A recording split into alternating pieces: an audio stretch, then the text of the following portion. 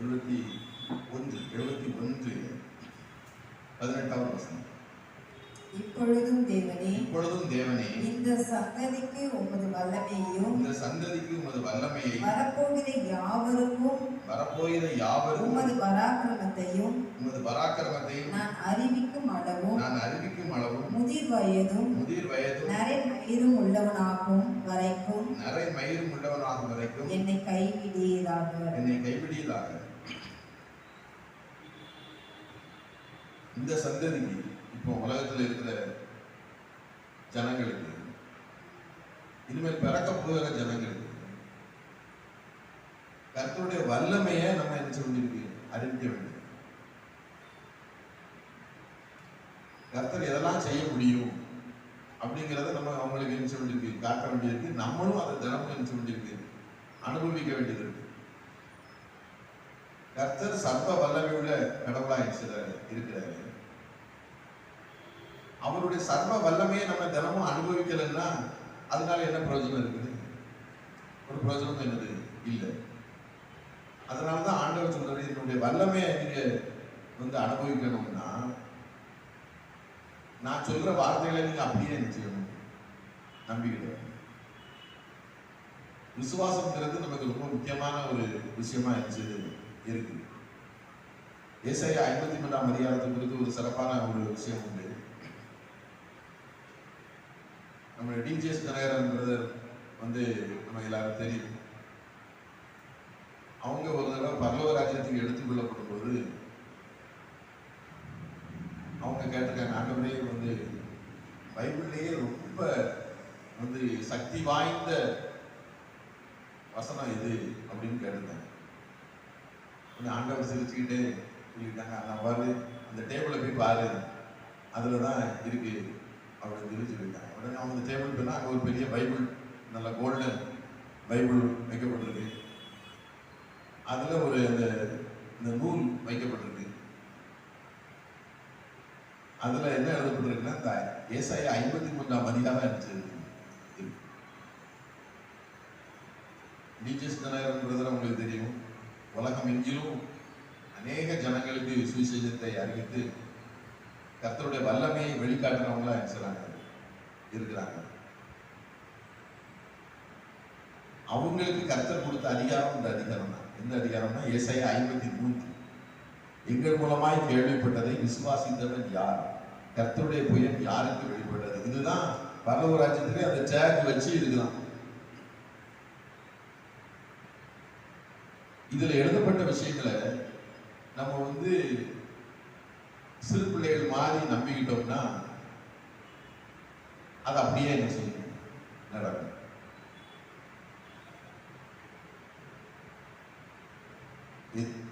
ஐந்தாம் வசனம் 53:5.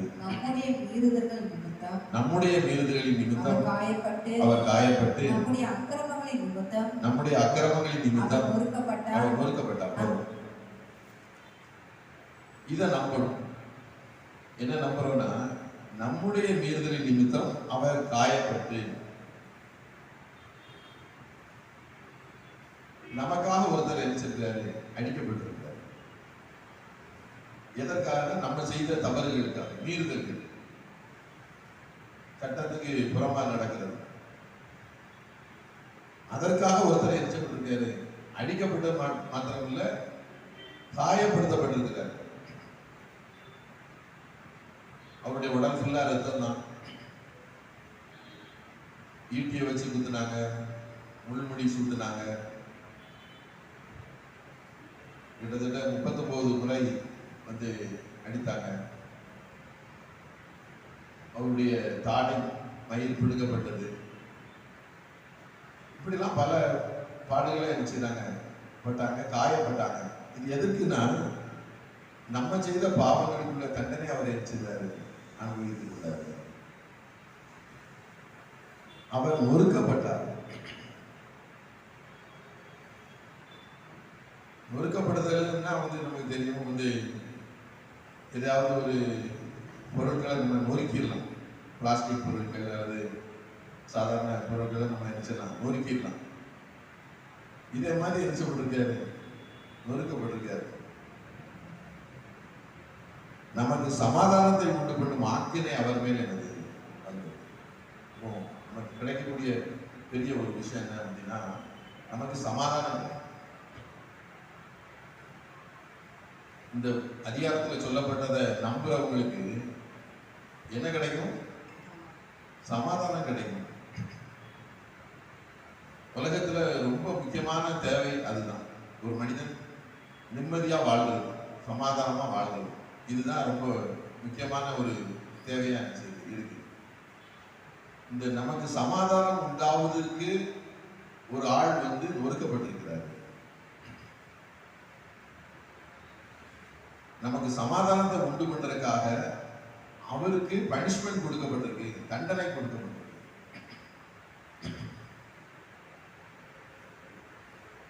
ஆக்கினைனா தண்டனை. அப்போ நம்ம ஆண்டவர்கிட்ட சமாதானத்தை பெற்றுக்கொள்ளலாம். முதல்ல எதுக்கு நம்ம பயப்பட வேண்டிய தேவையில்லை. இந்த உலகத்துல வாழக்கூடிய நாட்கள்ல நமக்கு தேவையான சமாதானத்தை நம்ம ஆண்டவர்கிட்ட நினைச்சலாம், பெற்றுக்கொள்ளலாம். யாருனாலும் பெற்றுக்கொள்ளலாம். உலகத்தில் உள்ள எல்லா மனிதர்களுக்கும் மனுஷர்களுக்கும் அந்த சமாதானம் என்னது உண்டு. இயேசு எனக்காக சிலுவையில நொறுக்கப்பட்டிருக்கிறாரு அப்படின்னு சொல்லிட்டு யாரு உறுதியா நம்புறாங்களோ அவங்களுக்கு உடைய வாழ்க்கையில சமாதானம் என்ன செய்யணும் வந்து. சமாதானம்ங்கிறது என்ன அப்படின்னா, எல்லா பிரச்சனையும் சால்வ் ஆனாதான் சமாதானம் வரும் ஒரு மனிதனுக்கு. அப்போ இயேசு எனக்காக ஒதுக்கப்பட்டிருக்கிறாரு அப்படிங்கிறத நம்ம நம்பும் போது நமக்கு என்னென்ன பிரச்சனை இருக்குதோ, ஒருவேளை இது பண நெருக்கடிகளா இருக்கலாம், அல்லது குடும்ப நெருக்கடிகளா இருக்கலாம், பாவ நெருக்கடிகளா இருக்கலாம், எந்த நெருக்கடினாலும் என்ன செய்யணும் சரியாயிரும். அப்பதானே நமக்கு சமாதானம் வரும். அப்ப நமக்கு சமாதானத்தை உண்டு பண்ணும் ஆக்கினை இயேசு மேல என்ன செய்து வந்திருக்கு. இதை நம்ம நம்பும் போது நம்ம வாழ்க்கையில எது சமாதான குறைவை கொடுக்குதோ அது நீங்கி. அப்ப நமக்கு பரிபூர்ண சமாதானம் நமக்கு என்ன செய்யும் கிடைக்கும். அதுக்கு அடுத்த வசனம் வாசிங்க. நாம் எல்லாரும் ஆடுகளை போல அந்த 5ஆம் அதுல அவருடைய ஆக்கினை அவர் மேல் வந்தது, அவருடைய தழும்புகளால் குணமாக்கிறோம். முதல்ல சமாதானம், இரண்டாவது சுகம். நமக்கு சுகம் என்ன செய்யும் கிடைக்கும். எந்த ஒரு மனிதனும் இயேசு எனக்காக சிலுவையில நொறுக்கப்பட்டிருக்காருன்னு நம்புறவங்களுக்கு என்ன கிடைக்கும்? சுகம் கிடைக்கும். அவருடைய தழும்புகளால் நமக்கு சுகம் என்ன செய்து கிடைக்குது. இதை நம்ம வாயினாலே என்ன செய்யணும் அறிக்கையிடணும். இயேசு கிறிஸ்துவின் தழும்புகளால் நான் சுகமானேன். இருதயத்திலே நம்பணும், சத்தம் போட்டு என்ன செய்யணும் சொல்லணும். அப்போ அவங்களுக்கு சுகம் கண்டிப்பா என்ன செய்யணும் கிடைக்கும். 2000 வருஷத்துக்கு முன்பாகவே ஒரு மனுஷன் சுகமா வாழ்கிறதுக்கு உள்ள ஒரு காரியத்தை இயேசு சிலுவையில என்ன செய்கிறாரு செய்திருக்கிறார். அப்ப இந்த அதிகாரத்தை நம்ம படிக்கும் போது, இதை நம்பும் போது, என்ன பலவீனமா இருந்தாலும் அதுல நமக்கு என்ன செய்யுது சுகம் என்ன செய்யுது கிடைக்குது.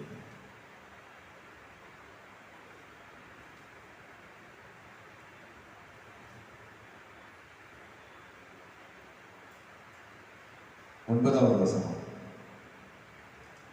துன்மார்க்கரோடே அவருடைய பிரேத குழியை நியமித்தார்கள். ஆனாலும் அவர் மரித்தபோது ஐஸ்வர்யவானோடே இருந்தார். அவர் கொடுமை செய்யவில்லை.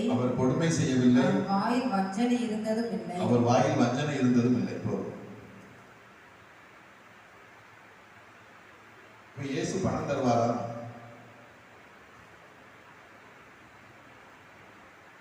அதுதான் அந்த வார்த்தையை இணைத்து விட்டாங்க. இது ஏசாயா 53 அவரை சிலுவையில் அடிக்கப்படும் போது கள்ளர்களோட சேர்த்து சிலுவையில் அடிச்சுதாங்க அடித்தாங்க. ஆனா அவர் மரித்த போது யாரோட இருந்தார்? ஐஸ்வர்யவானோட இருந்தார். அண்ட சராசரத்திலும் ஒரே ஐஸ்வர்யவான் பிதாவாகிய தேவன். நல்லா புரிந்து கொள்ளணும். அவருடைய சொத்துக்கள் எல்லாம் இயேசு கிறிஸ்துவனுடைய சொத்துக்கள், இயேசு கிறிஸ்துவனுடைய சொத்துக்கள் எல்லாம் நம்முடைய சொத்துக்களா இருந்துச்சு. அப்போ அவர் ஐஸ்வர்யத்தை கொடுக்கிற கடவுளா இருக்கிறார். இந்த வேத வார்த்தைகளை நம்ம நம்பும் போது, எங்கள் மூலமாய் கேள்விப்பட்டதை விசுவாசித்தவன் யார், நம்ம இயேசு எனக்காக ஒதுக்கப்பட்டிருக்காங்க அப்படிங்கிறத நம்பும் போது நமக்கு முதல்ல சமாதானம் இருந்துச்சு கிடைக்குது, இரண்டாவது சுகம் இருந்துச்சு கிடைக்குது, மூணாவது ஐஸ்வர்யம் இருந்துச்சு கிடைக்குது. 11வது வசனம். அவர் தமது ஆத்மா வருத்தத்தின்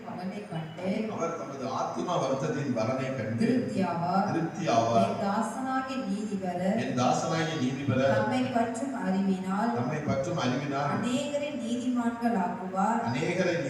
ஆக்குவார். அவர்களுடைய அக்கிரமங்களை தாமே சுமந்து கொள்வார். இயேசுவை பத்தி அறிகிற அறிவுல நம்ம வளரும் போது, எந்த ஒரு மனிதனும் வளரும் போது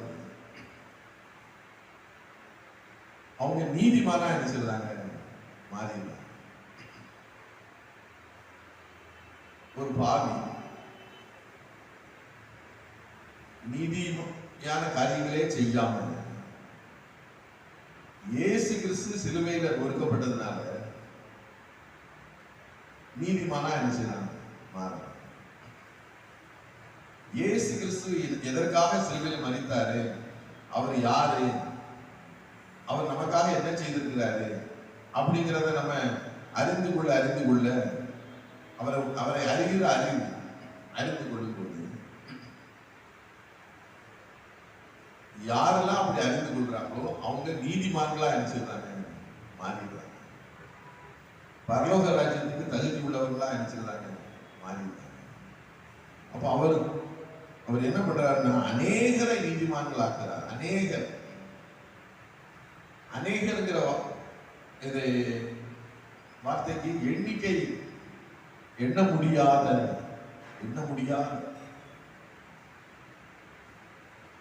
பிரதர் ஒரு கேள்வி கேட்டாங்க. நெருக்கமான வழிகளில் பிரவேசிக்கிறவங்களோ சிலர் அப்படின்னு போட்டிருக்கேன். அதை நினைத்து நான் சில டைம் கவலைப்படுவேன். ஆனா இங்க ஒரு வார்த்தை இருக்கு, அநேகர் நீதிமான்களா அவர். மாம்சமான யாவர் மேலும் என்னுடைய பரிசுத்தாவியை என்ன செய்வேன், ஊற்றுவேன். இதெல்லாம் நம்மளை தேற்றக்கூடிய ஒரு வார்த்தை.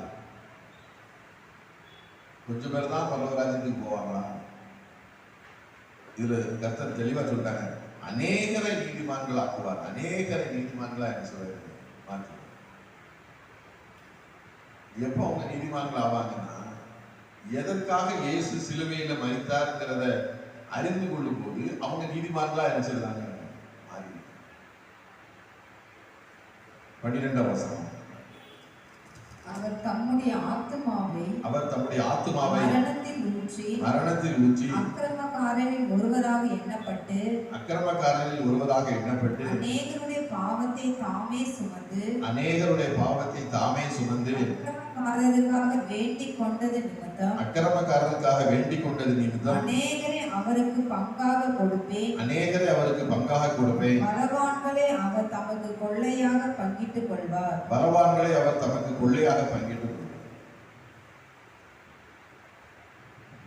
ஜீசஸ் சிலுவையில ரொம்ப கஷ்டப்பட்டிருக்காங்க. என்ன, அதற்கு முன்னாடியுமே அவரை வேதனைப்படுத்தக்கூடிய பல விஷயங்கள் என்ன செய்து நடக்கிற விசாரணைங்கிற பேர்ல காரி துப்புறாங்க, கோல வைத்து அடிக்கிறாங்க. ரொம்ப அவரை என்ன செய்யறாங்கன்னா அப்படி அவரை நிந்தைக்கு உட்படுத்துறாங்க, நிந்திக்கிறாங்க. இப்ப நமக்கே ஒரு சின்ன ஒரு நிந்தையான ஒரு வார்த்தை யாராவது சொல்லிட்டாங்க அப்படின்னா நம்ம அதை பொறுத்து கொள்ள மாட்டோம். இவர் வானத்தை பூமி படைத்த கடவுள், அவரை நிந்திக்கிறாங்க. ஆனா அவர் என்ன செய்றாரு, பொறுத்து கொள்கிறாரு. அவர் மனதுல ரொம்ப துக்கப்பட்டிருப்பாரு.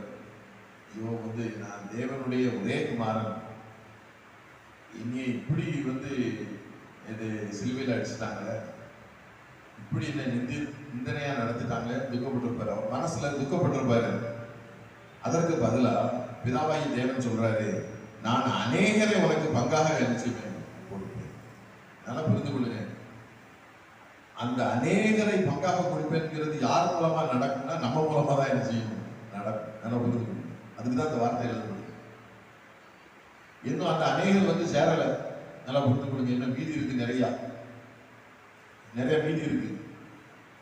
இந்த அநேகரை சேர்க்கிறதுக்கு ஜீசஸ் திரும்ப இந்த உலகத்துக்கு எரிஞ்ச மாட்டாங்க, வரமாட்டாங்க, ஊழியம் செய்ய மாட்டாங்க.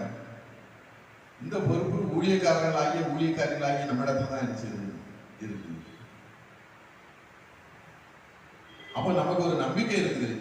என்ன நம்பிக்கை இருக்குது அப்படின்னா, நமக்கு அநேக ஆத்துமாக்கள் நினைச்சுவாங்க கிடைப்பாங்க, அநேக ஆத்துமாக்கள் கிடைப்பாங்க. இப்ப நம்ம இந்த 53ஆம் ஏசாயா 53ஆம் அதிகாரத்தை சந்தேகப்படாம நம்ப ஆரம்பிக்கும் போது நமக்கு அநேக ஆத்துமாக்கள் நினைச்சுவாங்க கிடைப்பாங்க. அதுக்கு பிறகு மறுபட்சிக்கே இடம் இல்லை. வானமும் பூமியும் ஒழிந்து போனாலும் இந்த வார்த்தைகள் என்ன செய்யாது, ஒழிந்து போகாது. அநேகரை நான் பங்காக கொடுப்பேன்னு சொல்லி ஜீசஸை பார்த்து சொல்லல, நம்மளை பார்த்து தான் நினைச்சிருக்காங்க சொல்லியிருக்காங்க. நல்லா புரிந்து கொள்ளும். பலவான்களை அவர் தமக்கு கொள்ளையாக என்ன சொல்றாரு. பலவான்கள்னா யார் அப்படின்னா, கோடிக்கணக்கான பில்லியன் கணக்கான ஆத்துமாக்களை ஆதாயம் பண்றவங்க பேர் தான் இது பலவான். அவங்க ஆவியில பலம் உள்ளவங்க. அப்படிப்பட்ட பல ஊழியக்காரிகள் நம்ம மூலமா என்ன செய்வாங்க, எழுப்புவாங்க. கோடிக்கணக்கான ஜனங்களை, உலகம் எங்கிலும் இருக்கிற கோடிக்கணக்கான ஜனங்களை ரட்சிக்கக்கூடிய பல தேவ மனிதர்கள், தேவ மனுஷர்கள் நம்ம மூலமா என்ன செய்வாங்க, எழுப்புவாங்க. அதை நான் கொள்ளை பொருளா நான் கொடுப்பேன் உங்களுக்கு. ஆண்டவர் சொல்றாரு, கொள்ளை பொருளா நான் உங்களுக்கு அதை என்ன செய்வேன், தருவேன். உலகம் ரட்சிக்கப்படும். அவர்களை ரட்சிப்பதற்கு வல்லமை உள்ள தேவ மனிதர்களையும் தேவ மனுஷங்களையும் கர்த்தர் நமக்கு என்ன செய்வாரு. இந்த ஏசாயா தீர்க்கதரிசி 53ஆம் அதிகாரத்தை நம்ம தொடர்ந்து நம்ம படிக்கும் போது, அதை நம்பும் போது, இயேசு எனக்காக நொறுக்கப்பட்டிருக்கிறார். இயேசு எனக்காக நொறுக்கப்பட்டிருக்கார். எதுக்காக நொறுக்கப்பட்டிருக்காருன்னா, நமக்கு கோடி கோடியான ஆத்துமாக்களை தர்றதுக்காக அவர் நொறுக்கப்பட்டிருக்கிறார்.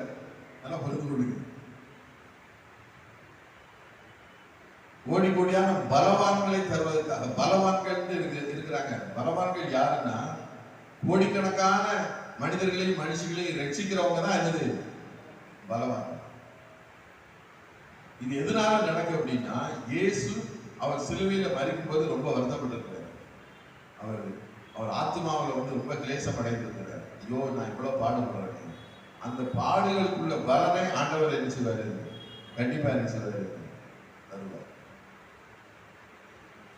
அப்ப அதுதான் முதல்ல நம்ம பார்த்த வசனம்.